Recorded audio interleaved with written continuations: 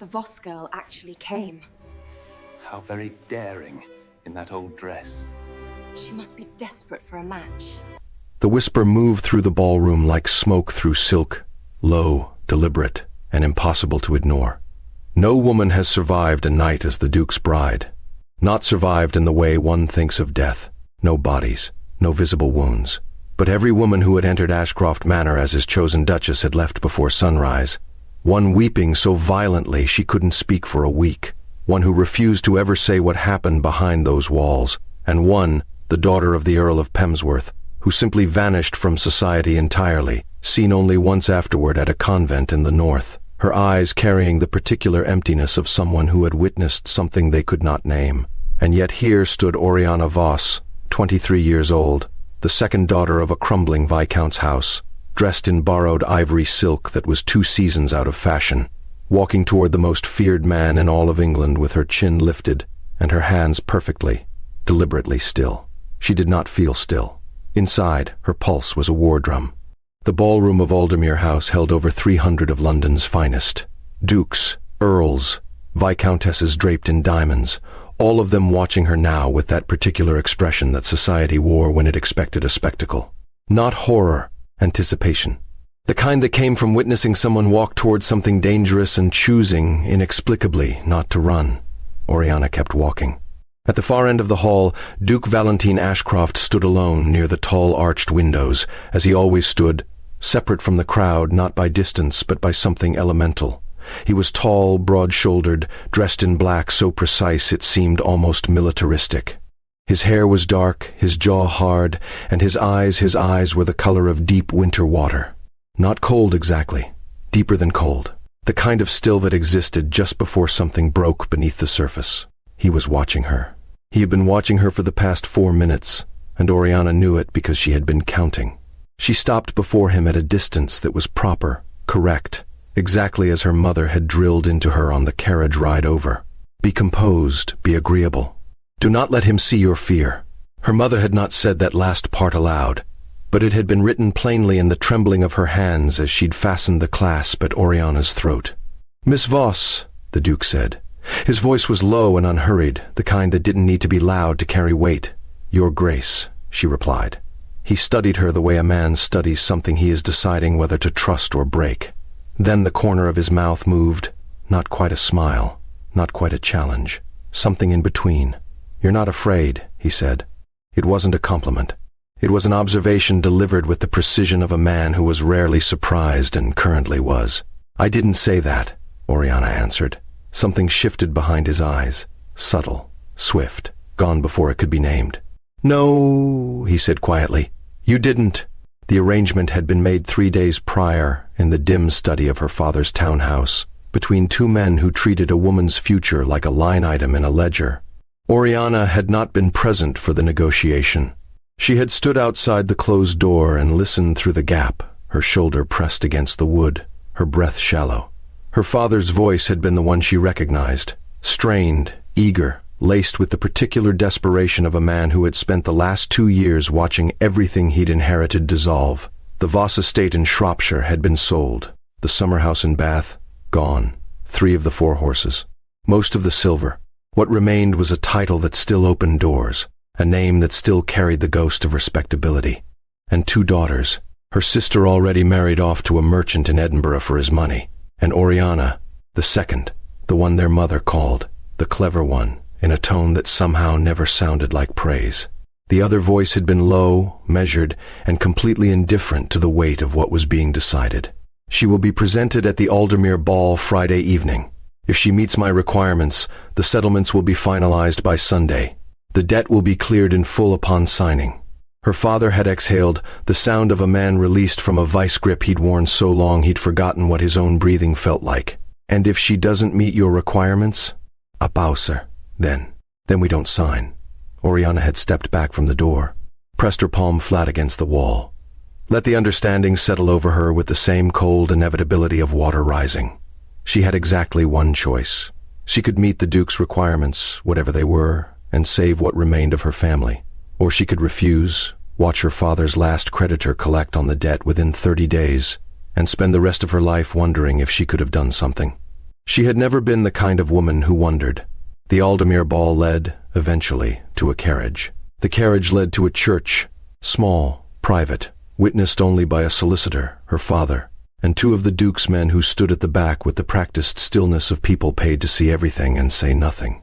The ceremony lasted 11 minutes. The vows were spoken with appropriate gravity on both sides. The ring was cold when he placed it on her finger. Heavy gold set with a single dark stone she would later learn was a black diamond.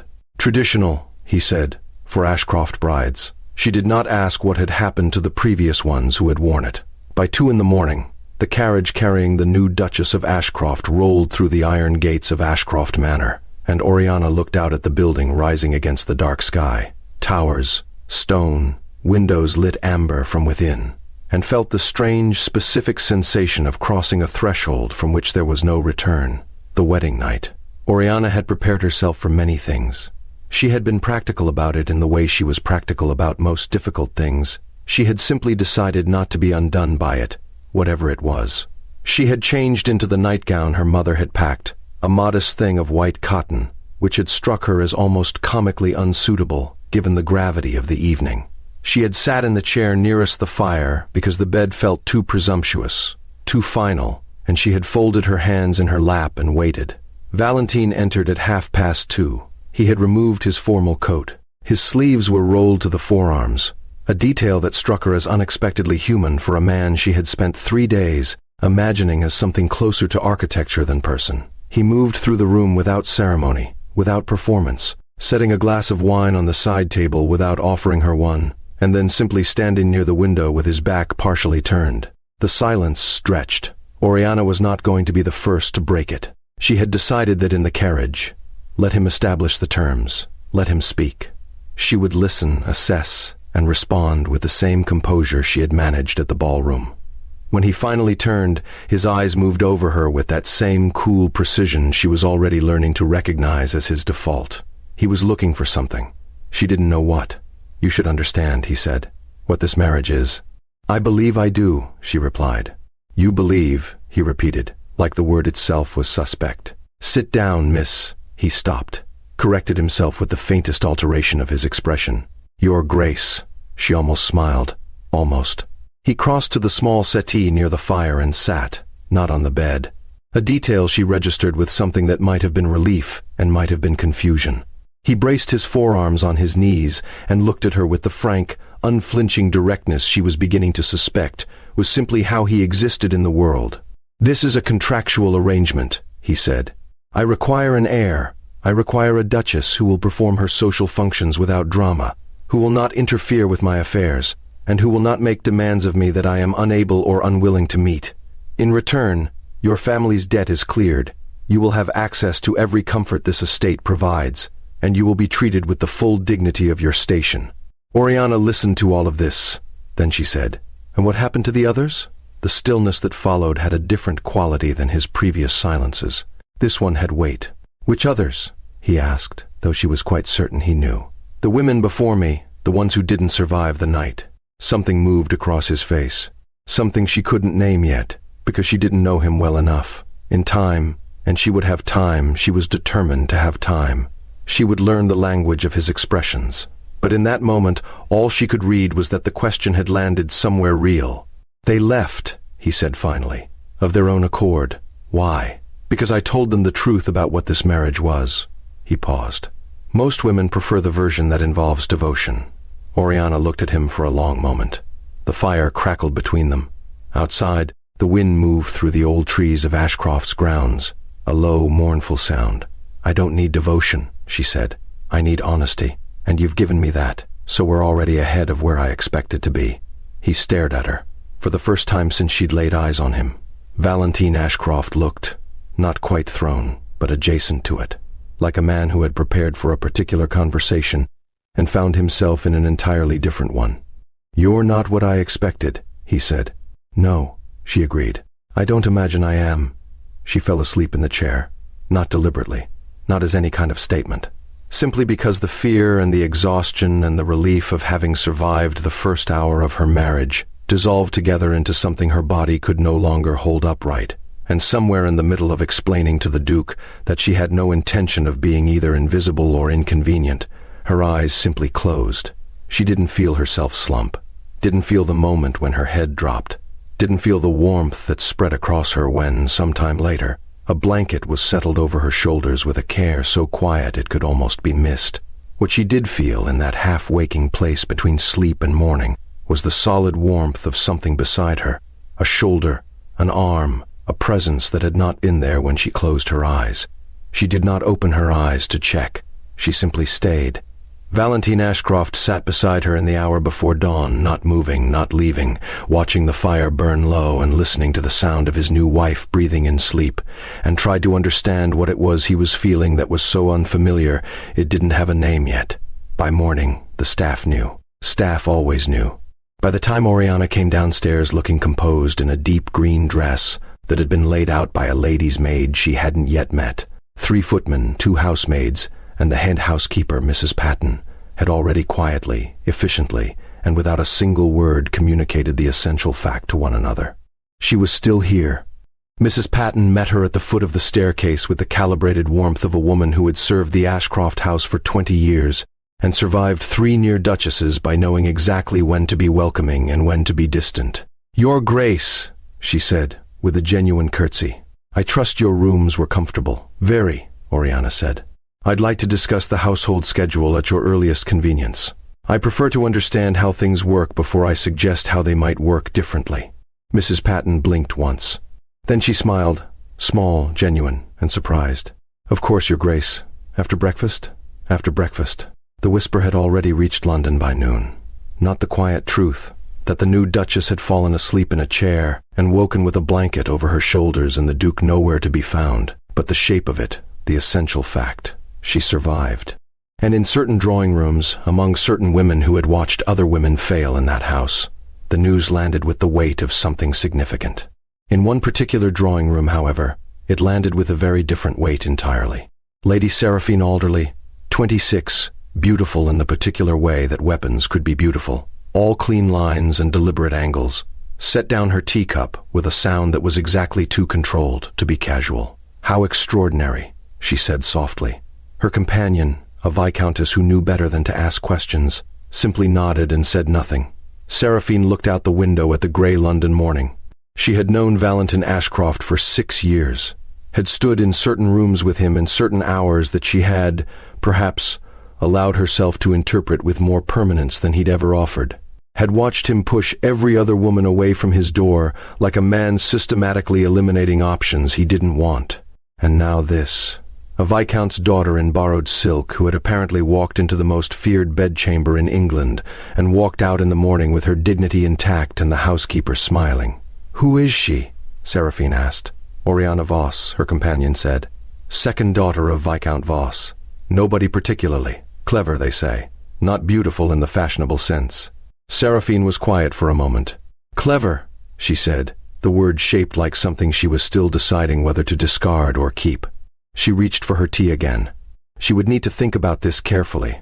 3 days into the marriage, Lord Cassian Merrill arrived at Ashcroft Manor under the pretext of an old acquaintance calling on the Duke. He was everything that Valentine was not in terms of surface presentation, bright where Valentine was dark, warm where Valentine was measured, the kind of handsome that announced itself. He had known the Duke since university, a fact he referenced twice in the first 10 minutes of his visit, which told Oriana something about how the friendship actually operated. Valentine was not home. He had ridden out to the eastern estate boundary at dawn. A habit, Mrs. Patton informed her, that predated the marriage and showed no signs of changing. Oriana received Lord Cassian in the blue drawing room because he was a peer and propriety required it, and because she had spent 3 days learning the geography of this house and felt it was time to begin using it. "You're not what I expected," Cassian said, the second person to say that to her in 4 days, though with a very different energy, as he accepted his tea and settled back in his chair with the ease of a man who was comfortable in most rooms. Valentine's previous selections tended toward the ornamental. "I'll try not to take that as a compliment," Oriana said pleasantly. He laughed, genuine, surprised. "I meant it as one, actually. You seem like someone who exists rather than decorates." "I do try." Cassian smiled at her over the rim of his cup, and it was a warm smile, uncomplicated, the kind that didn't carry anything dangerous in it. Simply a man finding a woman interesting and expressing it honestly. Oriana noticed it the way she noticed most things, observed, catalogued, and set aside. What she also noticed, 30 seconds later, was the sound of a horse in the courtyard that had not been there a moment ago, and then the particular quality of silence that preceded the Duke entering a room. Valentine came through the door still in his riding coat, his expression carrying the controlled blankness she had already learned was not actually blankness at all. He took in the room in a single sweep, Cassian, Oriana, the tea service, the approximate angle of their chairs, the distance between them. "Cassian," he said, his voice level. "Valentine." Cassian rose, unhurried, and extended his hand. "I came to meet your Duchess. You've been keeping her rather hidden." "She hasn't been hidden," Valentine said. "She's been busy." His eyes moved to Oriana. Something in them was different. The winter water stillness had shifted into something that moved, very slightly, just beneath the surface. "Your Grace," Oriana said, meeting his gaze with the composure that was beginning to feel like armor rather than performance. "Lord Cassian was just leaving." Cassian raised his eyebrows with amusement. "Was he?" "Yes," she said. "You were." He laughed again and made his farewells, and when the door closed behind him, the room had the particular quality of silence that existed between two people after something has shifted without anyone having said it. Valentine stood near the door and looked at her. She looked back. "You came back early," she said. "I own the estate," he said, which was not an answer. "You do," she agreed, and left it there. The letter arrived on a Thursday. Oriana found it on the silver tray in the entrance hall, placed with the Morning Post, as though it were ordinary, as though its contents were not designed to dismantle everything she had quietly, carefully begun to build in the 10 days since she had walked through these doors and refused to be erased by them. It bore no sender's name. The seal was plain wax, pressed with something sharp and unidentifiable. The handwriting on the front was elegant, in the particular way that suggested someone who had been taught to write beautifully and had used that beauty as a weapon ever since. For the Duchess of Ashcroft, if she still holds the title by the time this is read. Oriana stood in the entrance hall in the pale morning light, her lady's maid 2 steps behind her, and read those words twice. Then she broke the seal. Inside were 2 pages. The first was a letter, signed only with an initial S, written with the tone of someone who believed they were simply delivering facts rather than detonating something. "Your Grace, I write not from malice but from a sense of obligation to the truth, which I believe you deserve, as a woman who clearly has more intelligence than most who have entered that house before you. The Duke of Ashcroft did not choose you freely. He chose you because every other option had been exhausted, and the terms of his late father's estate require a legitimate heir to be secured before his 35th birthday, which falls in 11 weeks. You were not selected for your qualities. You were selected because you were desperate enough to accept. But more importantly, you should know what was found in Lord Cassian Merrill's correspondence, attached herewith. The second page was a letter, or what appeared to be one. It bore Oriana's name at the top and Lord Cassian's signature at the bottom, and between them was a block of prose that suggested, in the careful language of someone who knew exactly what they were doing, that the friendship between Oriana and Cassian had predated her marriage, that it had been of a nature incompatible with her new position, and that Lord Cassian intended to continue the acquaintance regardless of the Duke's claim. Oriana read it once. Then she read it again, more slowly this time, the way she read things when she needed to understand not just what they said, but what they were trying to accomplish. She folded both pages, placed them back in the envelope, and handed the envelope to her lady's maid. "Please place this in my writing desk," she said. "The locked drawer. Yes, Your Grace," and send no reply. She had known it would come from somewhere. That was simply the logic of her situation. A woman who had walked into a powerful man's life and survived what others hadn't was always going to attract the attention of those who preferred the vacancy. She had simply underestimated how quickly. Es Seraphine. It required no great deductive effort. What required more thought was what to do about it. The forged letter was the real problem. Not because it was convincing. It wasn't. Not to anyone who knew Oriana's history, which was precisely no history with Cassian Merrill whatsoever. But it didn't need to be convincing to be effective. It only needed to reach the right ears, be repeated with enough confidence, and be believed by a society already primed to see the Duke's new Duchess as an unlikely choice that deserved a second look. If Valentine saw it before she could explain it, what would he believe? She didn't know him well enough yet. That was the honest answer, and she had always preferred honest answers even when they were uncomfortable. She had spent 10 days learning his household, his staff, his rhythms. She had not yet learned his trust. That was the thing Seraphine had correctly identified, the gap, the space between a contractual duchess and a real one. The question was whether she was going to let someone else define what filled that space, or whether she was going to do it herself. She found Valentin in the East Study at noon. He was at the desk with 3 documents spread before him, a glass of water at his elbow instead of the brandy she'd half expected, reading with the focused stillness of a man who could silence an entire room simply by being in it. He didn't look up when she entered, which she had already identified as his default. Not rudeness, but the kind of concentration that didn't apologize for itself. "I need to speak with you," she said. He looked up then. Something in her voice, perhaps. The particular quality of composure that is not actually composure but its most controlled cousin. "Sit down," he said. "I prefer to stand." He set down his papers. She placed the envelope on the desk in front of him. He looked at it, looked at her, picked it up and read both pages with the same unhurried precision with which he did everything, and she watched his face the entire time, cataloging every micro-expression the way she had been cataloging them since the ballroom. The slight tension at his jaw on the first page, the stilling of his hands on the second, the long pause before he set it down. "Where did this come from?" he asked. "The Morning Post. No return address." She paused. "The initial is Seraphine. I assume you recognize the handwriting." He was quiet for a moment. Not the quiet of a man who didn't know, but the quiet of a man deciding how much to reveal about what he knew. "The letter attributed to Cassian," he said finally. "Did you write it?" The question landed cleanly between them. Oriana held his gaze and answered without inflection. "No." Another silence. Longer this time. "Did you have any prior acquaintance with Cassian Merrill before your arrival at Aldermere House?" "None. I had heard his name in passing. That is all." Valentine looked down at the forged letter again. His expression had shifted into something she hadn't seen before. Not the cold precision, not the guarded stillness, but something quieter and more dangerous. The expression of a man who was angry in a way that had nowhere immediate to go.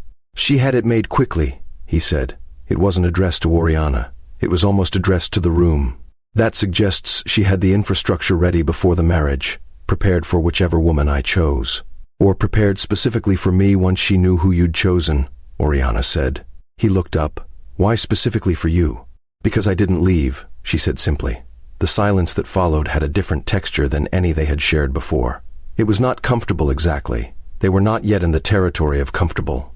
But it was honest, which Oriana had decided early was worth more than comfortable in most circumstances. Valentine stood. He moved to the window, his thinking position, she had noticed. The same window, the same posture, some private ritual of distance and reflection, and was quiet for long enough that she almost spoke again. "She will take this to the court," he said finally. "She has allies among the older families. If she presents this letter as genuine before I can disprove it, there will be a formal inquiry into whether the marriage can stand." "On what grounds?" Oriana asked. "Misrepresentation of character." His voice was flat. "It won't hold legally, but legally is not the only arena that matters." Oriana understood that. She had grown up in a family that had been destroyed not by laws but by whispers. The law required evidence. Society required only the appearance of it. "Then we disprove it before she presents it," she said. He turned from the window. "You make that sound straightforward." "It's not. But straightforward and possible are different things." He studied her for a moment. That particular study she had felt since the ballroom, the one that seemed to be looking for something she wasn't sure she had yet shown him. "You're not frightened," he said. The same observation he had made at Aldermere. But different now, layered differently. He wasn't noting it as a curiosity this time. He was noting it as though it meant something to him. "I told you before," she said. "I didn't say that." Something crossed his face then, swift, almost involuntary, there and gone. But she caught it. She had been watching. It looked, against all her expectations, like the beginning of a smile. Seraphine moved faster than either of them had anticipated. By Friday afternoon, 2 days after the letter, Word reached Ashcroft Manor through Valentine's solicitor that Lady Seraphine Alderley had submitted a formal petition to the Duke's family council, an archaic, but still legally, functional body of 3 senior peers who held oversight of Ashcroft's succession matters, claiming that the new Duchess had entered the marriage under false pretenses of moral character. She had provided the forged letter as evidence. She had also, the solicitor reported with the measured tone of a man delivering bad news to someone who could shoot the messenger, obtained a statement from a woman named Mrs. Holt, a seamstress who claimed to have made garments for Lady Oriana Voss during a period when she was allegedly in Lord Cassian's regular company in Bath. Oriana had been in Bath once, 2 years ago, with her mother, for 3 weeks. She had met no one named Holt, and she had never been in Lord Cassian's company until his visit to Ashcroft Manor 4 days ago. But by Saturday morning, the story was moving through London drawing rooms like water through cracks. Not as accusation, not yet. As concern, as whisper, as the particular social poison that disguised itself as sympathy. Have you heard? Such a pity for the Duke if it's true. He deserves better, doesn't he? Valentine came to her rooms that night. Not in the way he had come on their wedding night. Not with the careful distance of 2 people navigating a contract in the dark. He knocked once, entered when she called, and stood in the center of the room with an energy she hadn't felt from him before. Contained but barely. The way a very controlled person looks when they have been pushed to the outer edge of their control and are holding the line through will alone. Sit down, she said, because he had said it to her, and it seemed only fair. He sat. On the edge of the chair near the fire, not the settee, not relaxed, but present in a way he hadn't quite been in any of their previous conversations. The council meets Tuesday, he said. Seraphine will present her petition in full. I know. If she succeeds, she won't, Oriana said. His jaw tightened. You don't know what she's capable of. I know what she wants, Oriana said. She wants the title and she wants you. She believes those are the same thing, which is her first mistake. And she believes that the best way to get both is to remove me, which means she's not actually thinking clearly about you at all. He stared at her. If she were thinking clearly about you, Oriana continued, she would know that the one thing that will make you resist her absolutely is the suspicion that she's trying to maneuver you. You don't respond well to being managed. A beat of silence. No, he said, I don't. Then let's not be managed. She looked at him directly. I need you to trust me for 2 days. Can you do that? The question sat between them, deceptively simple, carrying the full weight of everything they had not yet said to each other. Trust was not a thing she could demand. It was not a thing the contract provided. It was the one element of this marriage that had to be built from nothing, in real time, by 2 people who had not chosen each other in any way that the heart recognized. He looked at her for a long time. What are you planning? He asked. Something honest, she said. Which is the one thing Seraphine didn't account for. On Sunday, Oriana wrote 3 letters. The first was to Mrs. Patton, asking her to compile a full record of Oriana's schedule since her arrival at the manor. Every meeting, every village visit, every household review, documented with the dates and names of those present. Mrs. Patton, who had already decided in her precise and loyal heart that this Duchess was the best thing to happen to Ashcroft in a decade, had the document compiled by evening with the thoroughness of someone who had been waiting for exactly this opportunity. The second letter was to Lord Cassian Merrill, brief and direct. The letter bearing your signature is a forgery. If you are willing to say so under oath, I would be grateful.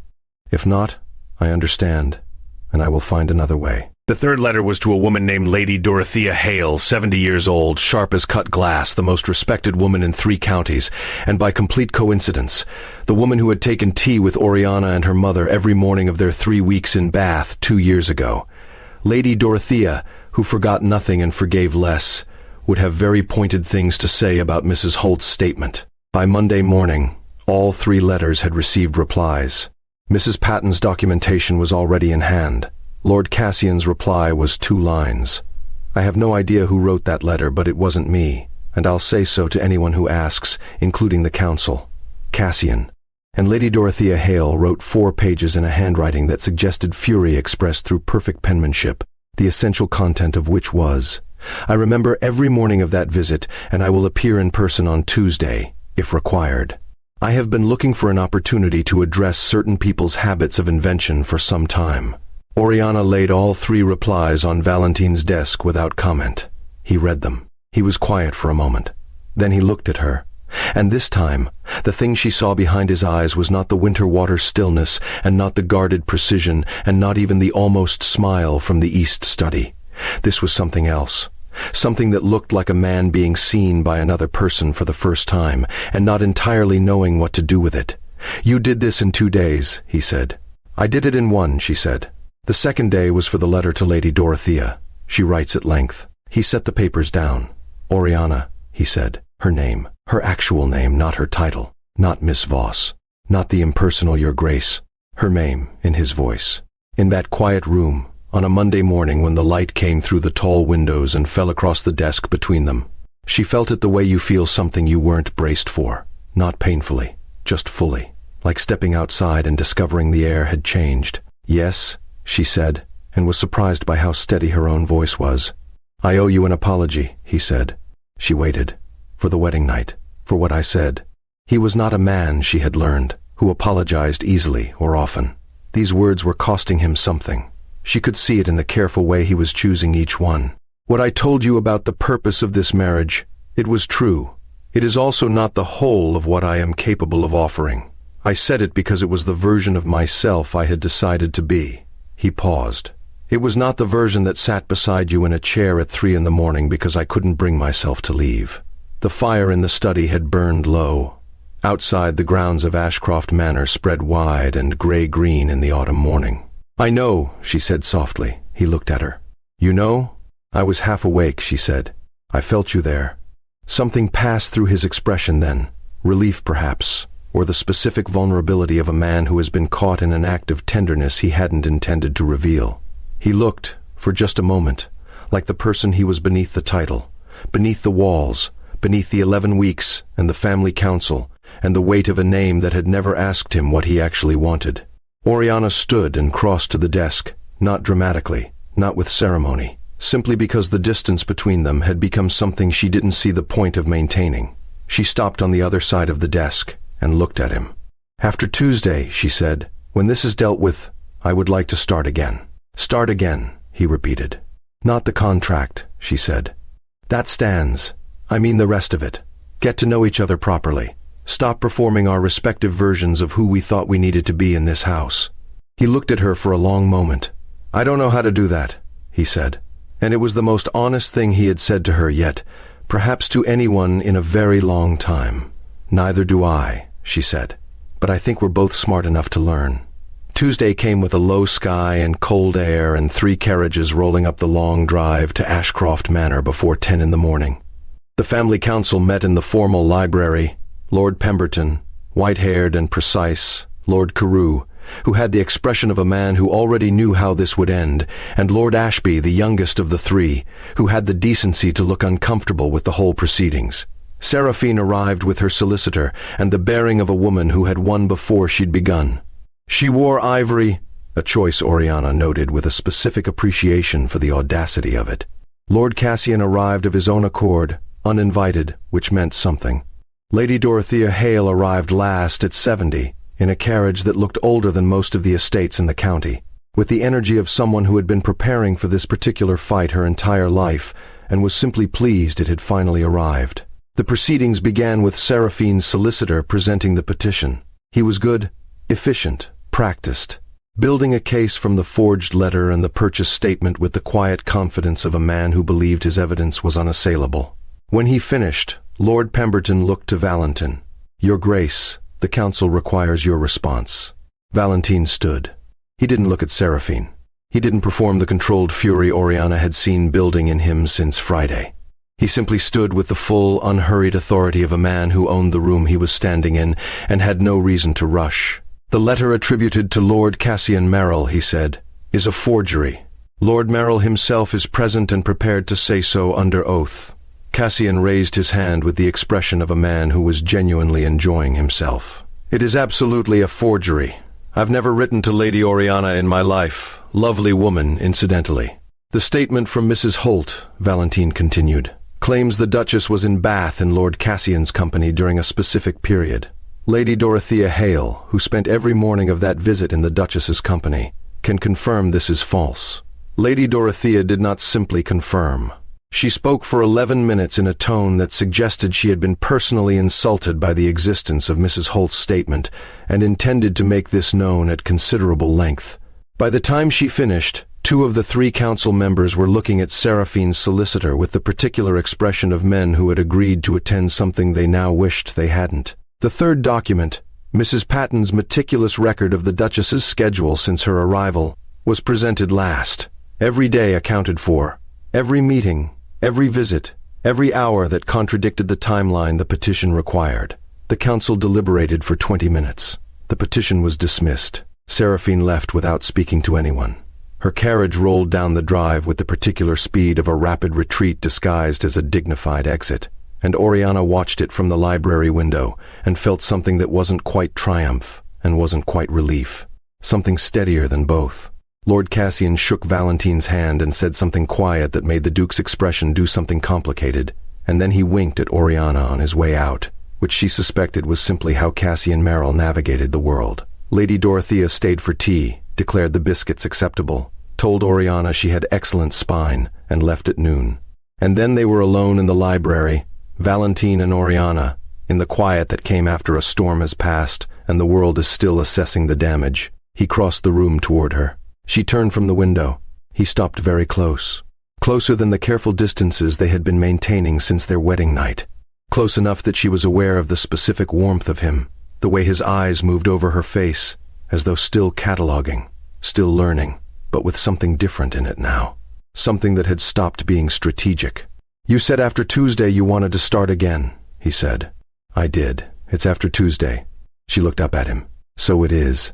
He reached out and took her hand. Not with the clinical care with which he had placed the ring on her finger in that 11-minute ceremony, but slowly, deliberately, his thumb moving across her knuckles in the same motion she had felt in the chair beside her in the dark hours before dawn. Quiet, unhurried. As though the gesture itself was a kind of answer to a question neither of them had been able to ask directly. "I'm not easy to know," he said. "I'm aware," she replied. "You're also not impossible." His mouth moved, and this time it completed itself, a real smile. Small, not the kind that announced itself, but the kind that meant something precisely because it didn't perform. "No," he said, "apparently not." The weeks that followed did not transform them into something uncomplicated. Real things rarely did. But there was a morning when Oriana came downstairs early and found Valentine already in the breakfast room, 2 cups of tea on the table instead of 1. Her preference, not his. And he was reading the papers with the relaxed posture of someone who had stopped maintaining distance from the room they were in. There was an afternoon when she was reviewing the estate accounts with Mr. Harrow, and Valentine appeared in the doorway, not to interrupt, but to listen. And when Harrow looked at him uncertainly, the Duke simply said, "Continue. Her Grace has a better eye for these than either of us." There was an evening when the conversation in the library went long past the time either of them had intended, moving through philosophy and estate reform, and whether the bridge at the north boundary needed the investment Oriana believed it did. And when she finally stood to leave, it was past midnight, and Valentine stood too, and walked her as far as the door of her rooms, and paused there. "Good night, Oriana," he said. "Good night, Valentine," she said. And neither of them moved for just a moment. That particular moment that exists between 2 people when the distance between them has become entirely voluntary. Before she opened the door and stepped inside, and he walked back down the corridor with the measured step of a man reminding himself to be patient with things that mattered. The proposal, when it came, was nothing like what she would have written for him if she had been writing the story. It was raining. She had gone out to the East Garden anyway, which was perhaps not her most practical decision, and he had come out after her without a coat, which was entirely unlike him. And they had stood in the rain in the kitchen garden, arguing about whether the north wall roses should be cut back before winter, or whether she was correct that they needed one more season. He had been in the middle of explaining, with considerable conviction, exactly why she was wrong, when he stopped. Just stopped, mid-sentence. She looked at him. He was looking at her with an expression she had never seen before, open, unguarded, stripped of every layer of control, just a man standing in the rain looking at the woman in front of him and appearing, for the first time in perhaps a very long time, completely certain of something. "I want a real marriage," he said, Not the arrangement, not the contract. I want you to choose to stay here with me because you want to. Not because your family needs protection. Not because the council requires it. Oriana was wet. She was cold. She was standing in a garden argument about roses in the middle of October rain. She had never felt steadier in her life. I already have, she said. He looked at her. I chose it, she said. About 3 weeks ago, if I'm being precise. I just wasn't sure you were there yet. He took one step forward, then another. Then his hands were on her face and she was looking up at him, and the rain was absolutely indifferent to any of it. And when he kissed her, it was the kind of kiss that was also a question answered. Not beginning something new, but acknowledging something that had already, quietly, in chairs beside fires and in libraries past midnight and in East Gardens in October rain, already become real. The wedding, the real one, the one that mattered, took place on a Saturday in early December in the small chapel on the Ashcroft grounds that Valentine said had not been used for anything but formality in 40 years. It was witnessed by Mrs. Patton, who wept with a composure that somehow made it more moving, by Lord Cassian, who was loudly, cheerfully, and entirely sincerely delighted, by Lady Dorothea Hale, who said the ceremony was adequate and the flowers were excellent, which from her was essentially a standing ovation, by Oriana's mother, who held her hand before the doors opened and for once said nothing at all because she didn't need to, and by the 300 tenants and villagers of the Ashcroft estate, who had gathered outside the chapel in the cold December air, because word had traveled the way word did in close communities, not through formal announcement but through Mrs. Patton's quiet confirmation to the head groundskeeper, who told the stable master, who told everyone, and by 10 in the morning there were people lining the path from the chapel door to the carriage. Not because they were required to, because they wanted to see. Oriana walked through them with her hand on her husband's arm, and the faces she passed were the faces she had been learning for weeks. The carpenter who had waited 3 years for the bridge, the housekeeper's niece who had just been hired, the tenant farmer's wife who had called her Your Grace for the first time with the specific warmth of a woman who had decided to mean it. She had not survived this marriage. She had built something inside it. That was different. She understood now that those were always going to be different things, and no one ever whispered again about the woman who hadn't survived a night as the Duke's bride. Because she was still there, she was always still there, not because she had no other choice, but because this was the one she had made, with clear eyes and steady hands, and she had meant every word of it. Some women come to great houses and are diminished by them. Oriana Voss had come to Ashcroft Manor and made it remember what it was built for. And the man who had once believed that duty without warmth was sufficient for a life, that man was home before dark now, every evening, because there was someone there worth coming home to. That is perhaps the quietest kind of love story, but it is also, in the end, the most enduring. Choose people who let you be honest. Stay where you are seen. And remember, sometimes the most extraordinary thing a person can do is simply refuse to disappear. If this story moved something in you, if you found yourself holding your breath in that library or rooting for Oriana from the first moment she lifted her chin and walked toward him anyway, then you already understand why these stories matter. Love that is chosen freely, fought for honestly, and built on truth rather than performance is the only kind worth telling. Come back to the Duke Royal Tales for more stories like this one. New worlds, new battles, new love that earns every word of it. Like this video if Oriana and Valentine found their way into your heart. Subscribe so you never miss what comes next. And drop a comment below. What was the moment you knew Valentine was going to fall for her? We read every single one. Until next time. Choose courage, choose honesty, and never let anyone make you invisible.